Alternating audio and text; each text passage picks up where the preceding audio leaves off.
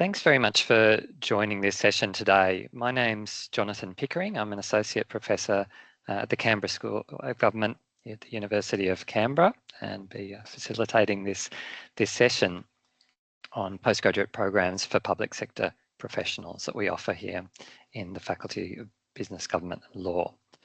I'd like to begin by acknowledging the Ngunnawal people as traditional custodians of the land where University of Canberra's Bruce campus is situated, and to pay my respects to elders past and present. I'd also like to extend that respect to any Aboriginal and Torres Strait Islander people joining here today.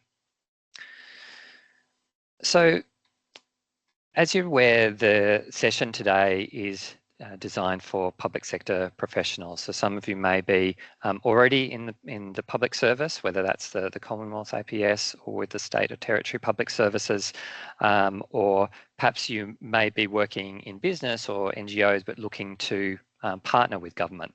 So the courses today are designed for a wide range of professionals working in those areas. They're mainly, the session today is mainly geared towards if you're looking directly to study in that area, but we've also invited some colleagues from professional development areas of public service agencies to join. So if you're here in that capacity, welcome too. So we're going through a time when the context for policy making is changing rapidly, not least with rapid technological social change, involving media environment, often high polarisation on policy issues, as well as shifting community expectations about what governments should do. And some of these challenges can be overwhelming, but further education has an important role in equipping professionals to deal with these challenges. So it's a great time to be thinking about a course of study in these areas. So in terms of what we'll cover today, I will just bring up my,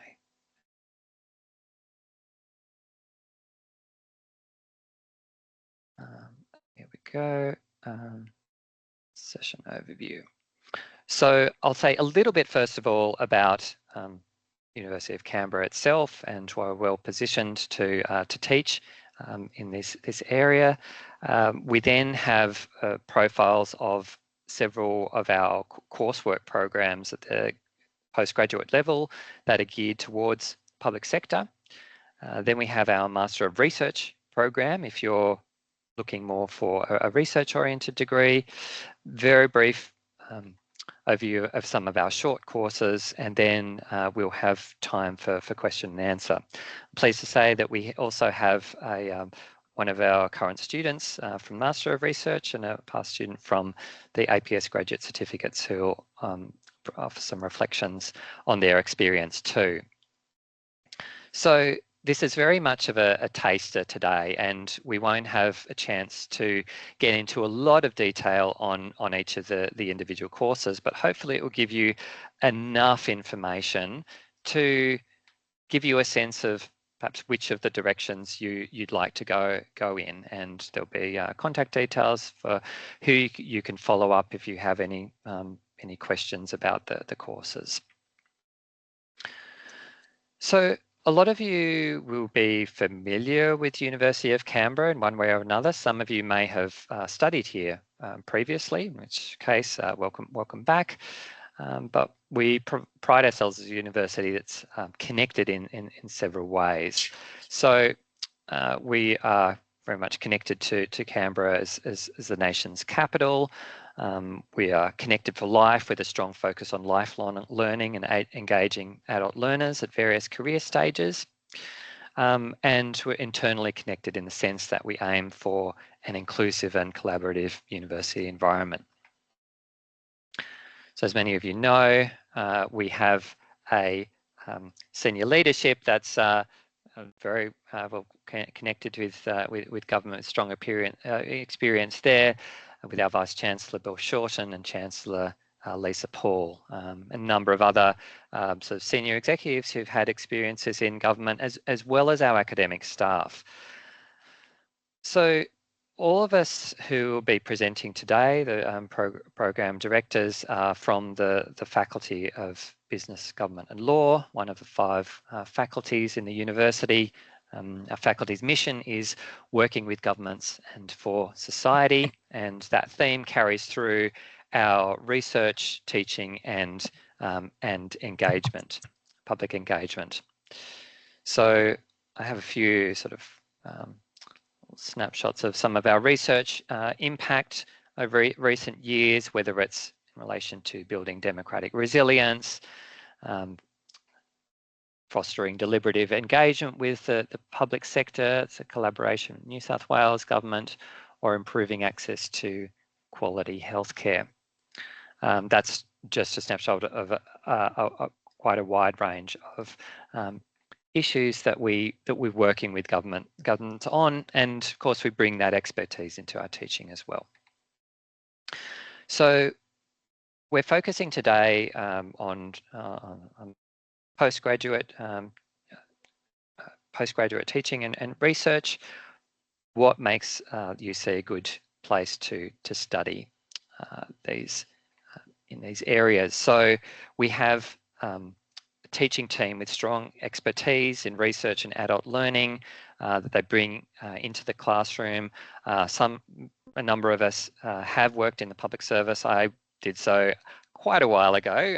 It's probably been about 15 years since I left, but we have colleagues who've been, one of our professors, Stephen Bartos, was a Deputy Secretary in Department of Finance. Kath Mackey, Associate Professor, was Senior Executive in the Department of Environment, and so on. A number of colleagues who bring that experience in. You'll graduate with a tertiary qualification that's highly regarded by employers and stakeholders, and so this can give you an edge over, say, other forms of training that may not have been through the same sort of rigorous accreditation processes.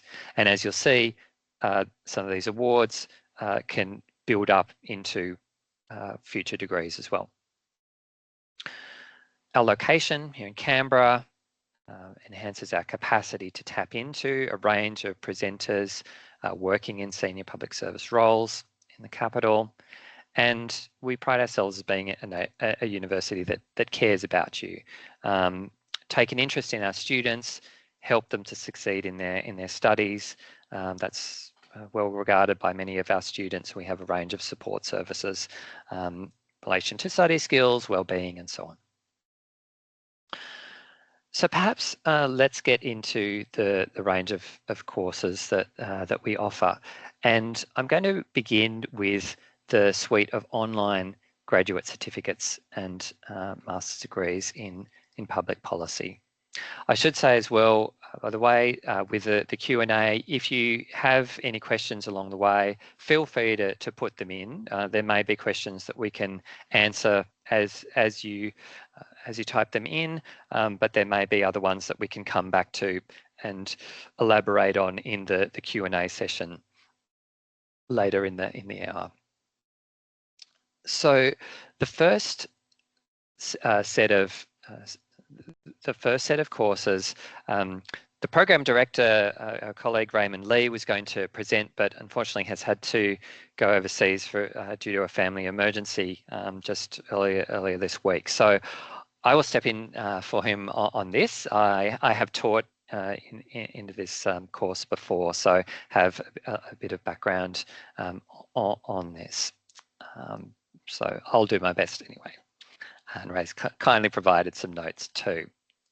So what we have here is a set of courses in public policy that are interconnected. So the flagship is a Master of Public Policy, and then we have graduate diplomas and graduate certificates in public policy and more specific areas in policy evaluation, LGBTQIA+ policy, and gender policy. So as I've said in the general intro, through these courses you'll be able to tap into the experience from our teaching staff. You'll gain knowledge across a range of fields that we teach in the faculty that are all relevant to public policy, politics, political science, economics, law and business. And the courses are designed to be practical, supported, accelerated and flexible. So as far as the way that the suite of courses connects, so the basic qualification is a graduate certificate. That's 4 units, and that's a sort of common to the format of the other graduate certificates you hear about today. Then next up from that is a graduate diploma, which constitutes 8 units, and then the Master of Public Policy is 12.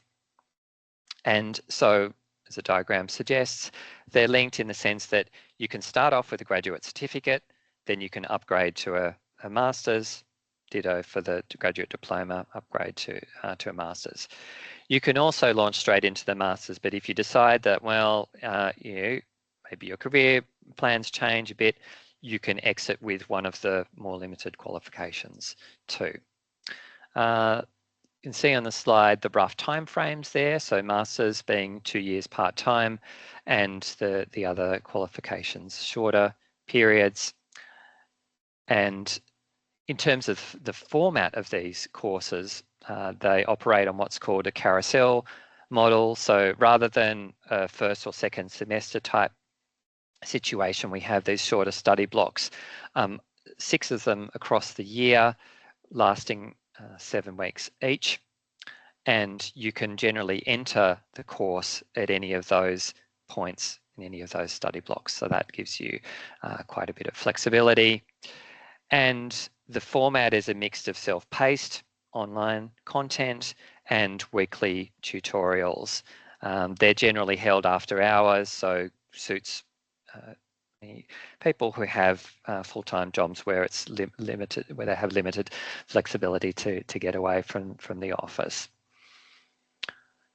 In terms of what sorts of units are covered, it's quite a lot on this slide. You can see the range of, there's a number of core courses offered in the masters, and then some optional units there, and you can see where the different graduate certificates have which units are represented here. After the session, by the way, we'll share the recording and also the slides with registered participants. So you'll have that information there if you want to refer back to it. So there are some contact details here which are specific to that course. Again, if you'll have the slides, you can go back to here, but at the end of the session, I'll also put up a general first point of contact for the university. So particularly if you're weighing up your options and so on, you're not quite sure where to go, then that will be your best first point of contact. So perhaps if I just pop back to here for a moment, in terms of the types of skills and so on that you would gain from this course, taking the masters and as an example, right, you'd be gaining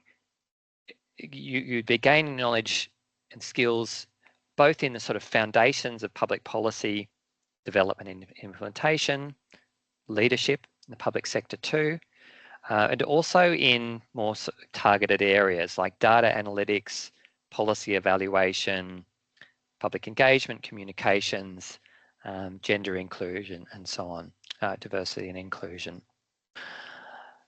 So that's the online public policy courses in that area.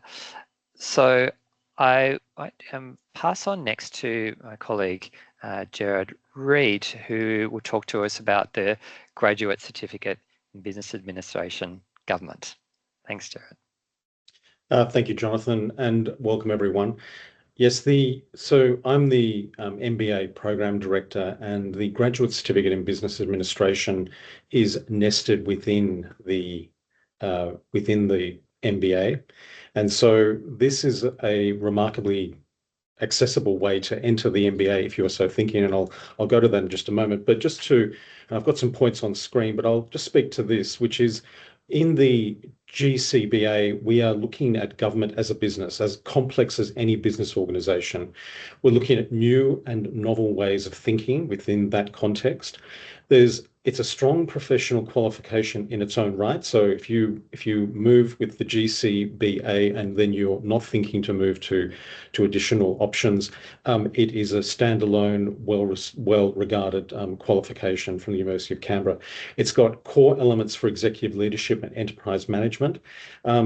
It's targeted towards the contemporary and future position public sector organisation as a complex business organisation. Executives are seen also in that context to be, the formation of strong leadership and strong leadership skills, and the ways that you'll develop those strategic insights. We think towards tactical, operational, and strategic, particularly in business. And it also gives you access to tools to understand enterprise management, to appreciate government in a way to influence and understand how the government structures operate in Australia from that business perspective. Next slide. Thank you, Jonathan. Great. So just to follow on from what was established by Jonathan earlier, very much the same format. We're in that carousel. There are those 6 study blocks across the year. We're not in the semester or trimester orientation. It is these blocks. So you can be flexible in that way. Noting there are multiple entry points, but also there's flexible options with regard to this. Each, as was detailed earlier, 7 weeks. And then thinking about, you're able to be self-paced, but then you've got the 1-hour tutorial, which is an optional situation as well, where you can come and you can meet and you can ask questions. You can also be in communication with the tutor throughout the preceding periods of time as well, in lead up to that, if you're not able to make that tutorial at that particular time. So great flexibility. And as you can see there, the graduate certificate is nested within the MBA, if you're so wishing to do. So this is the graduate certificate. There would be a government specialisation, obviously, in this graduate certificate, which could be articulated to a government MBA specialisation, but not necessarily the case. You could actually move to a generic MBA if you so wished, and you would have the government graduate certificate, and then you would have an MBA, and you have a variety of other options that you could look at in that context as well.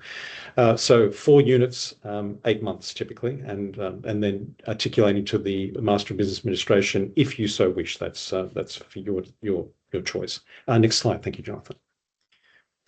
I've just put this in, and this is speaking to, and we'll be repeating in the next slides as well, but just thinking that we've got for the graduate certificate those 4 units, but what you would be looking at in the Master of Business Administration in government, if we were to articulate to that, you'd be looking at a further 12 units at that. So the graduate certificate in business, those 4 units set you up very well, and you're looking at about that 8-month period of time. Just move to the next slide. Thank you, Jonathan. As we can see there, it's 3 credit points per unit, and there's Foundations of Public Policy, Strategic Influence and Advocacy, Public Sector Business and Procurement, and Contemporary Legal Frameworks, each 3 credit points for a total of 12, and that's looking at that 8-month. And this is very much, in the contemporary context, looking at ways that you will be able to strategically operate and understand, as to emphasise and to note, the business of government. Next slide, thank you. So this is the intakes. We've got that January, March, May, July, September, October, and here's the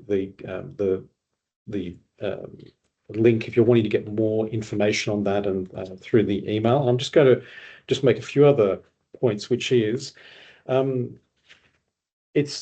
an access to core elements of government in terms of thinking towards government agencies, outside of government, insights into government process applicable to other sectors of business and of the economy. Those working in government also with thinking towards their career objectives and trajectory in working within government. But it's also useful to people who are seeking to influence government policy, thinking towards advocacy, and those who looking to provide products and services or solutions to government clients, internal aspirational government employees included in that. So ways to influence and understand the government structures in Australia. Thanks very much, everyone. Great, thanks so much, Jared. I'd now like to pass to Tess Rooney, who is the Program Director for the newest of our courses on the block. I won't spoil anything about how new this course is, but I'll pass directly to you, Tess. Thanks very much. Okay, thank you, Jonathan. Yes, this is indeed the newest course. It was launched this morning.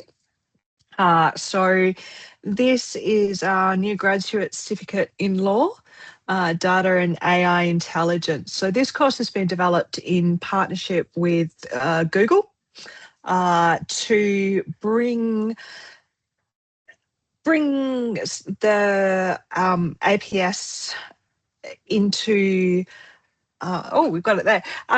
Increasingly using data and AI, and will enable students to engage with emerging technologies across the board. So it's a very practical course designed to work with case studies, legislation, policy frameworks to meet the needs of data controllers, privacy officers, anyone who's interested in emerging technologies in the APS. And if we go on to the next slide. So yeah, it looks at 4 different units. I'm not sure why my slides are all popping up. There we go. So we have privacy law, developing impact statements, leading and managing privacy law change, information, FOI, data cycles, archives, how data is being built into government services, admin law, which is fairly self-explanatory after RoboDirt, and adapting to technical change and building AI into government and principle-based regulation, which is very exciting. Again, we are a 6, do you want to just move on to the next slide? We have a graduate cert entry twice a year. The current intake is open for starting in August. We also have a intake coming in February next year. Partly that is because the course is designed for people who don't have any legal training. So we spend a couple of units going through how to do law in Australia. It is part-time online in a study block period. There's 1 workshop each week and then self-paced content as well. And it starts in 3 weeks. So we're very excited around here, but I can't tell you a lot more about how this student experience has been. We have grounded it both with Google and also with students from the APS and the UC to make it as practically orientated as we can. So if you do need any more information, my details are there. Thanks so much, Tess. Very exciting. This course, as Tess flagged, is specifically designed for APS staff. I guess as distinct from the first 2 courses, the Public Policy Masters and the Graduate Certificate in Business Administration, which are open, completely open. The next course is likewise for current public servants. It's shorthand as APS graduate certificates, but it is open to members of the state and territory public services as well. This is the course that I'm the program director for. I've been in the role fairly recently, so still finding my feet. But the program itself has been running for over 15 years now, and we've trained over 1,000 graduates. My colleague Justin, who I hope you don't mind bringing on screen for a moment, our operations coordinator has been involved in the program so much longer than I have, and has a huge amount of knowledge on how the programs run. So this program is, as I mentioned, tailored for public servants. Unlike the courses that we've covered up till this point, this has an intensive delivery format. So I'll say a little bit more about the format soon, but as with the other courses, very much applied. So if I go to this slide, shows you a bit of the different types of graduate certificates that we offer. So it's a sort of related set of graduate certificates. The one in the first column is the one that we're offering this year and due to offer again next year. The other two we offer depending on agency demand. So the graduate certificate in public policy and finance, we typically run as a sort of multi-cohort offering. So you might have colleagues from a number of different agencies, say this year, whether it's Services Australia or DAF or Health, Defence and so on. But we can also run these as bespoke programs for individual agencies and departments. As for the format of the program, well, as we've heard, being a graduate certificate, it likewise has 4 units, but the intensives are run over the course of a calendar year. Typically, they are six days of intensive, and split over 2 weeks, sort of 2 weeks apart. So you might have a block of 3 days, Wednesday to Friday, earlier in the month, another block of 3 days later in the month. And we do deliver those in hybrid format, so that's often helpful for, say, distributed workforces, as most departments and agencies are these days.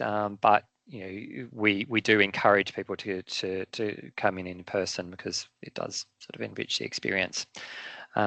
Had a number of different guest speakers this year, and I guess just to give it a bit of an example, Mike Murdoch, a former departmental secretary, Simon Gordon, group manager from National Indigenous Australians Agency, Sarah Burr from DAF.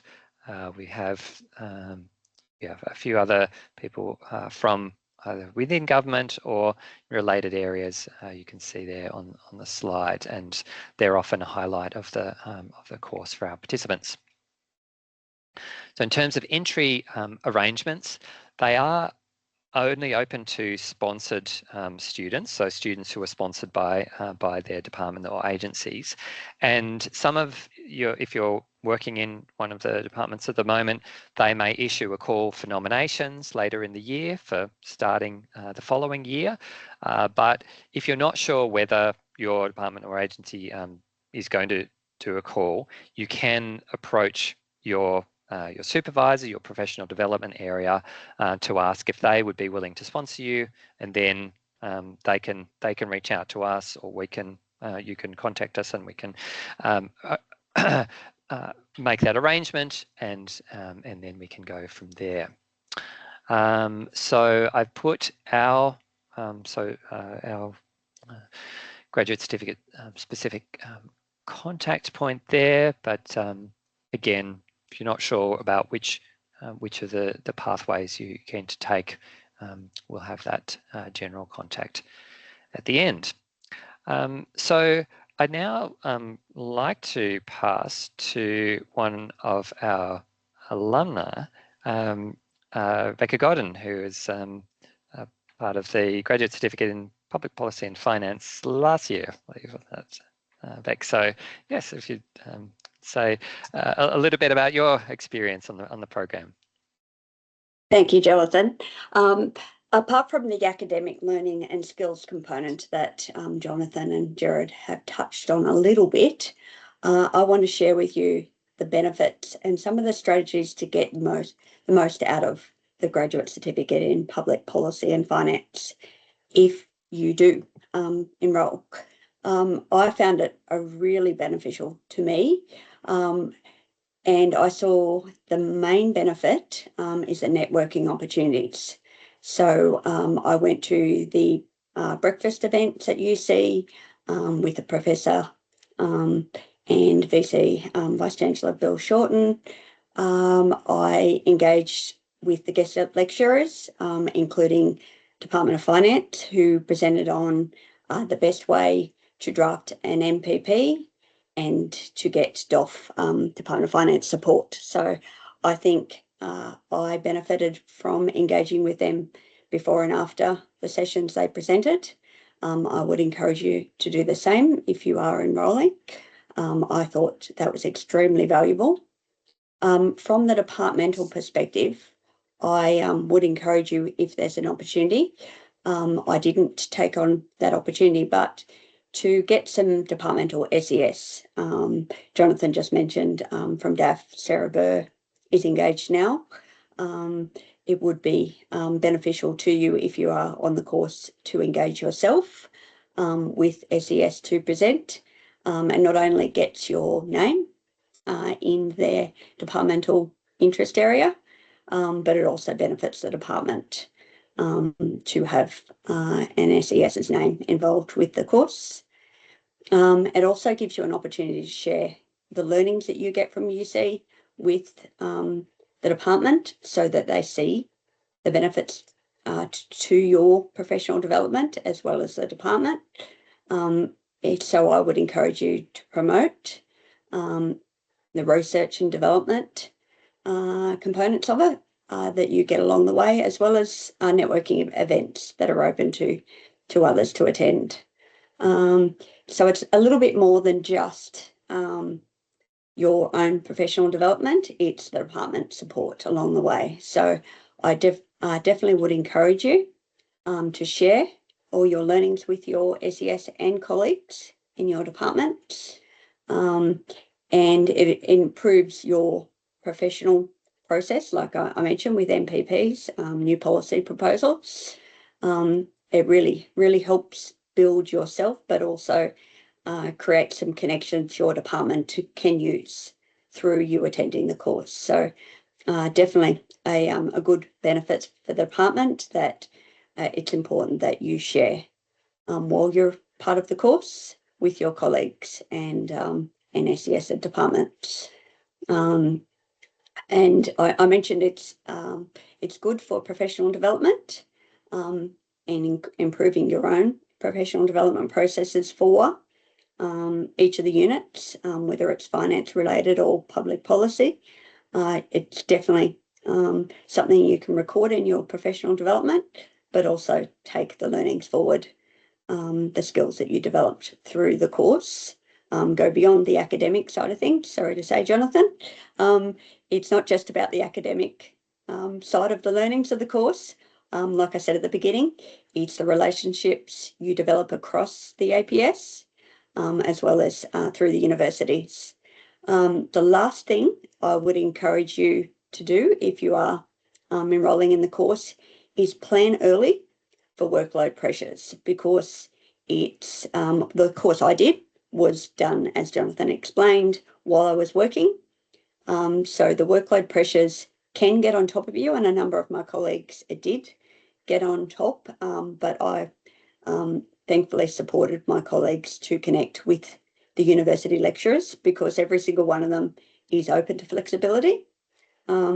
So it can be a massive pressure and a massive stress if you don't communicate your work-life balance with your university lecturers as well as your departmental colleagues, because surprisingly, UC's lecturers are very flexible. It's an academic course, so you do get a qualification, so they're not going to let you just go along for the ride, but they do allow a lot of flexibility in if you need to do online rather than attend in person, or doing extensions on your assignments and things. So I definitely would encourage you to plan that out early and keep in communication with your department as well as UC lecturers throughout the whole process, which is a whole year. But I definitely, there was, like any academic course, there were stressful moments, but it was definitely beneficial. And I create a lot of relationships across the APS and with UC professors along the way. Thanks so much, Beck, for fabulous reflections, and that's a really good points about the balancing workloads. As you said, we recognise that the public servants who join our programs have very demanding schedules, and so we do our best to acknowledge that, while ensuring that everyone receives a high quality qualification at the end there. And likewise on the networking front, that's a real strength from these intensive programs. I might now pass to my colleague Jora Fatima, who is the program director for the Master of Research. So we're moving from the coursework programs to our research programs. So over to you, Jora. Thanks, Jonathan. Hi, everyone. You can hear me properly? Yes? Yes, that's okay, fine. That's great. Just checking. Okay, so next slide, please. So now we are talking about research. This is a bit different from whatever you have heard from at this point of time. I think we need to click on the slide, Jonathan. So there is a line missing on top. Yeah, that's great. Okay, so the first thing first is that this is a program that you don't need to pay for. It is totally free because we have an Australian government funding program called RTP, Research Training Program, which is for domestic postgraduate research students. And so one thing from the mind, you don't need to worry about the finance side. No loan, no interest. Talking about the finance side, you can have a look on some of the statistics on the slide. So why I put this thing on here, because there are some confusion going on among the students about like what is the outcome of this program. So that's why I put this thing here, just to have a look on or get an idea of what is the market offering of this kind of research program. Yeah. However, I'm also a supervisor for a long time, and from my experience, I can share with you that I see that students, not only for the finance side, that is the motivation for joining this program. There are some other motivations, like some students want to upskill themselves. They want to learn more, get more knowledge. Some students fear that there will be a job cut in their industry. So this program will make them competitive and they can apply cross industry, or they just want some promotion. So there are different motivations for joining this program. Yeah, so that's what I experienced. Next slide, please. Yeah, so you can see that there is a typical sample program structure on the right-hand side of the slide. You can see. So basically, if you are doing full-time, it is 3 semesters. That means 18 months. And this is just a full-time one. And obviously, we totally understand that you're busy.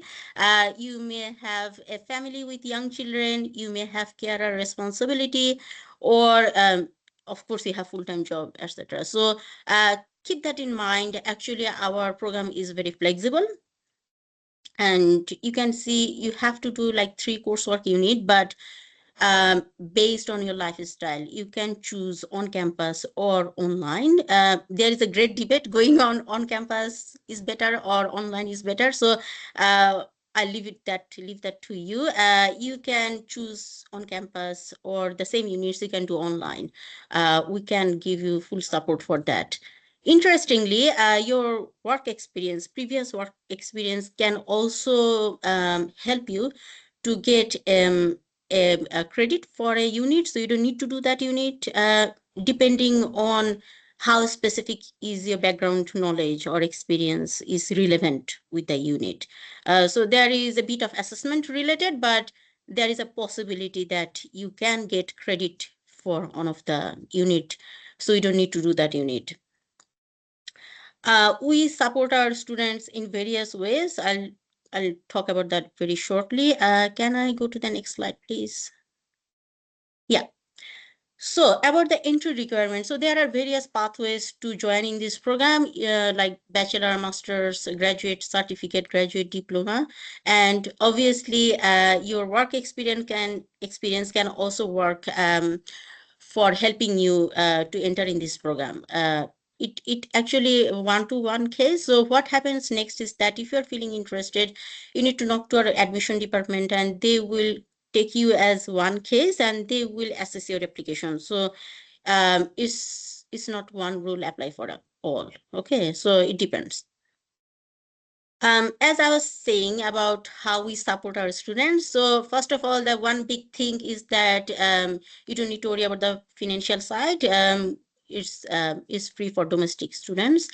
And on top of that, actually we'll offer $2,200 for each Masters of Research student. This amount is for the current year. It can vary a bit year to year, but just get an idea. So every research student can spend that money on conference registration, research related travel, or data collection. And we also offer separate desk, laptop, utility, and internet so that our students can work in quite peace of mind. And finally, we also have some opportunities to earn when you're learning.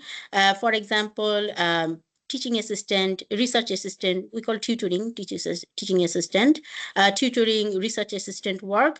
However, is very specific, like the unit we are looking for tutoring and HDR students background, it needs to be like matched, but otherwise just keep that in mind that opportunities are time to time available for our HDR students.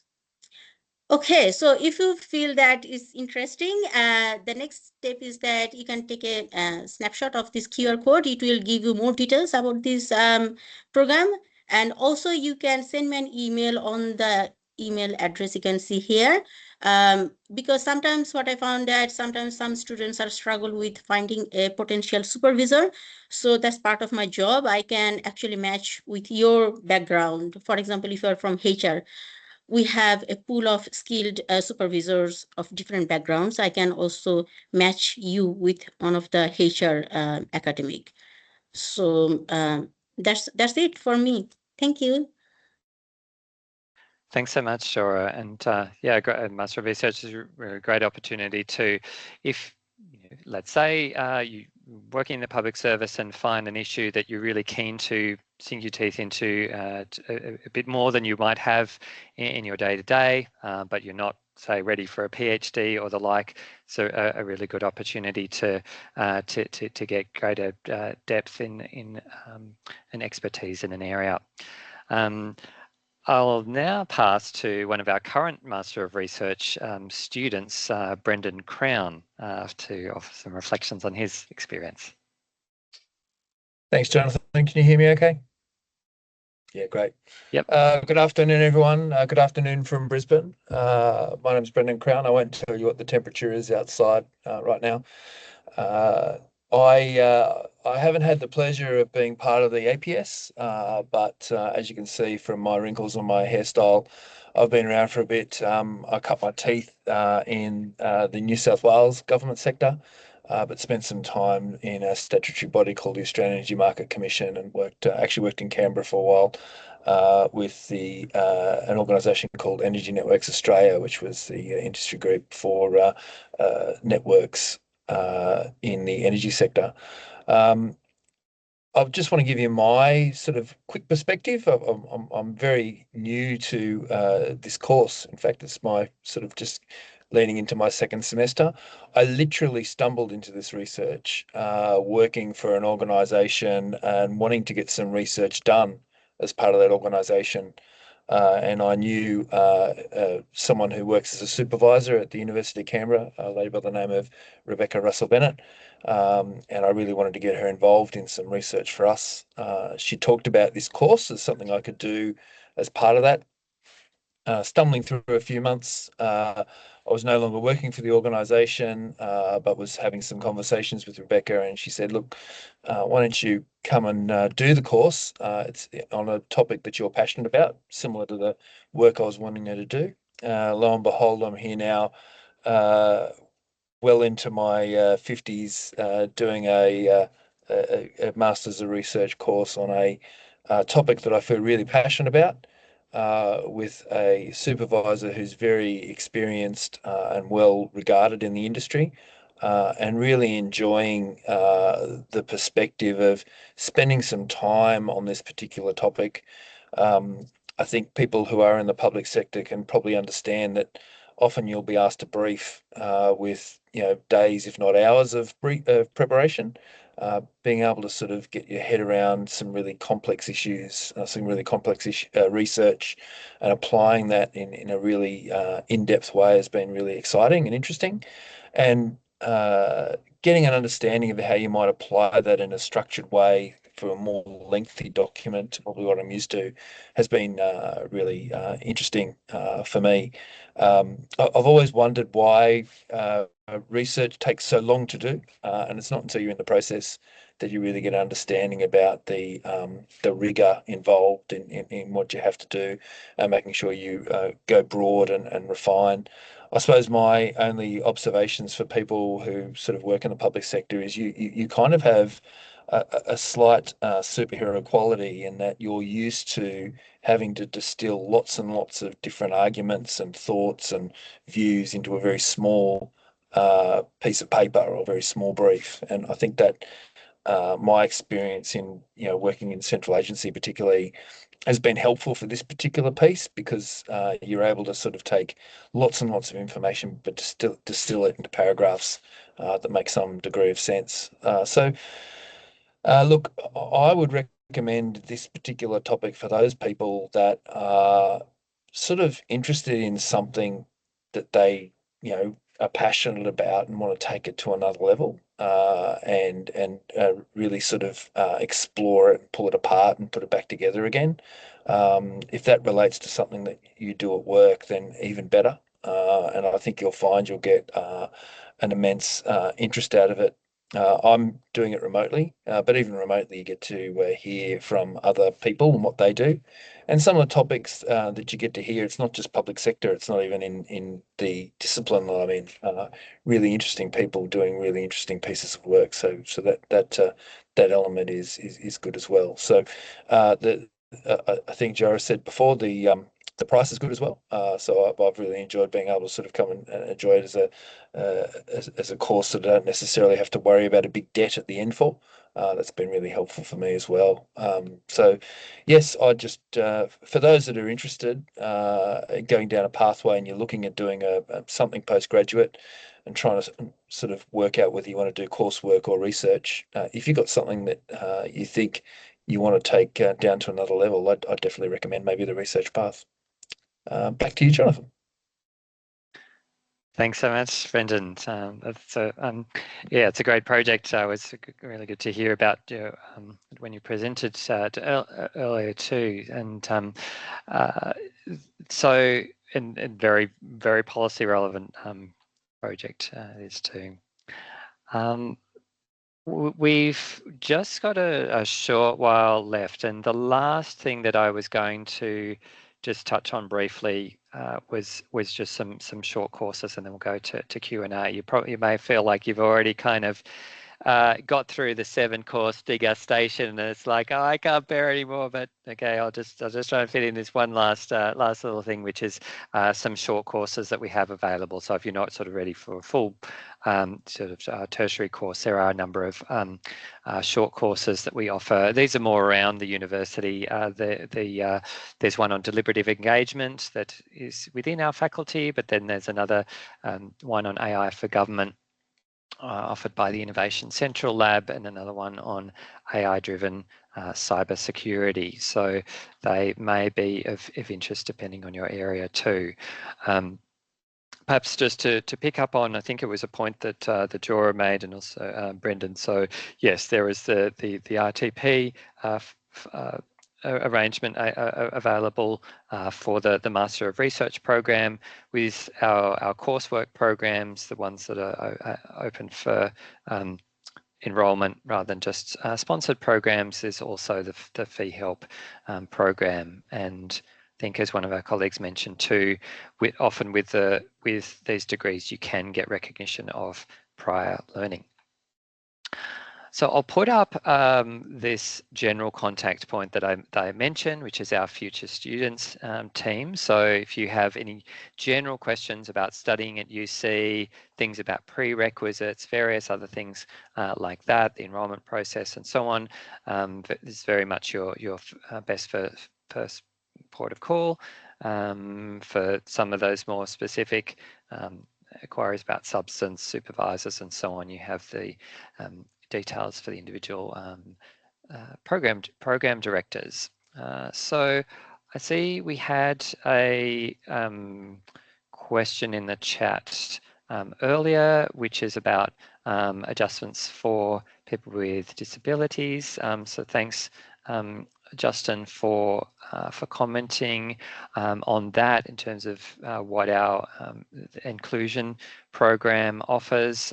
So many of our students would have reasonable adjustment plans, and conveners are well aware of how to make accommodations within the way that we teach in the classroom, and with assessments and so on. Were there any other questions that anyone would like to ask? Either feel free to put those in the chat, or happy to, if I can spotlight anyone if they would like to speak up.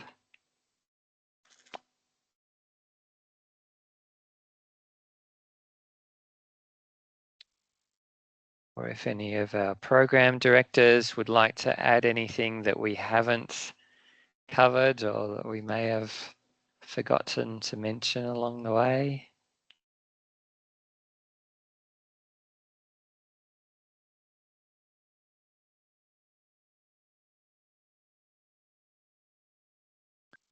Okay, well, that's fine. If you do think of anything else, please reach out via the email or phone number.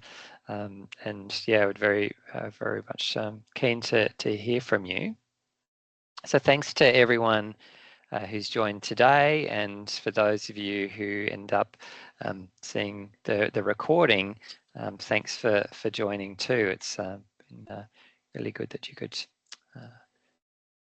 come and hear about our programs, and we hope to meet you either online or in person before too long in one of our courses. Right, thanks and all the best. Thank you.